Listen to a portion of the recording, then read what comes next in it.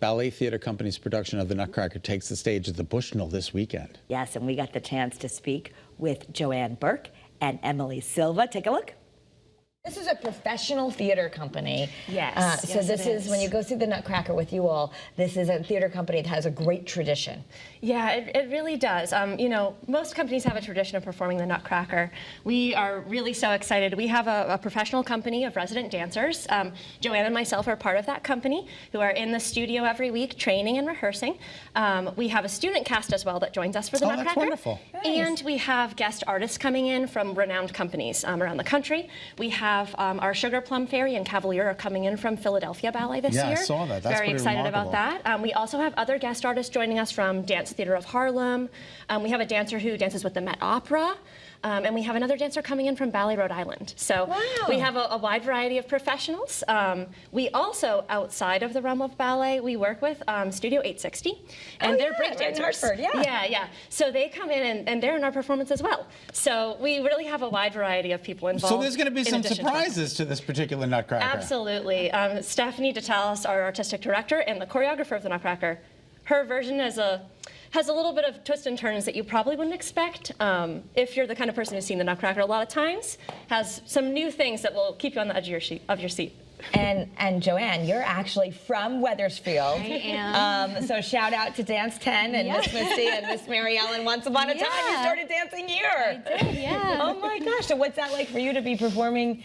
We have a lot of family come see you, maybe? Yeah, so it's great. I actually left Connecticut when I was 16 for my training and kind of moved around the country for a while. I came back during the pandemic and I've been here since, so it's great. A lot of my family who didn't used to get to see me dance. If I fell off a truck and I didn't know the Nutcracker, could you tell me what the show is about, what the play is? We're following Clara, right? Yes, so Clara is the lead character in the Nutcracker, and essentially the story centers around her family has a Christmas party, and at the party she receives the gift of the Nutcracker doll. Okay. And after everyone goes to sleep that night, some magic kind of happens in her house. Then the Nutcracker comes to life, and there's a battle between the Nutcracker, who is now full-sized. We were in that battle and once. the mice. Yes, you were the rat king. I was the rat king. Oh my goodness, really? Yeah, and I was a nurse, and I had to help drag him off the stage. Oh my gosh, that's too funny. We're not really ballet dancers. They just asked us to show up. That's fantastic. Yeah, so there's a battle, as you are both familiar, and then after that, the Nutcracker gets injured, he gets hurt, and Clara is really worried. But ultimately, Drosselmeyer, who in our version is actually a woman, it's Godmother Drosselmeyer, which is also a little bit rare. That's cool. She kind of swoops in with her magic to save the day. The Nutcracker turns into the Cavalier, and he takes Clara on this magical journey through the land of the snowflakes, which is where the Snow Queen appears, and to the land of the sweets, which is where, in our version, the Dewdrop Fairy introduces Clara and the Cavalier to all of the dancing sweets, and they dance for her. What age did you guys start dancing?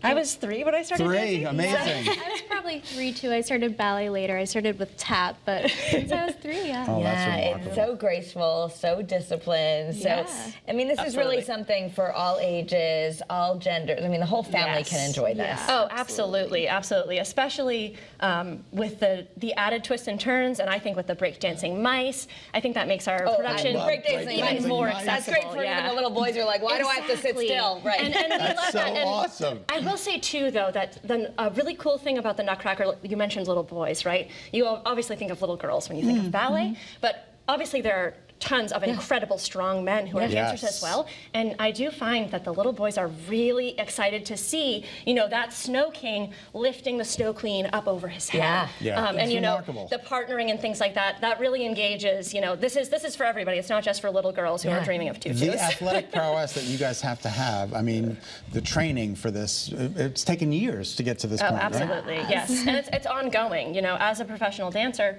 we take class every day before we rehearse. We are still working on refining those details. That's something that you keep doing from the time you've learned your first plie, maybe at Dance 10, to the time that you stop dancing. You just keep working and refining and improving. Well, I hope you remain on point. Us too.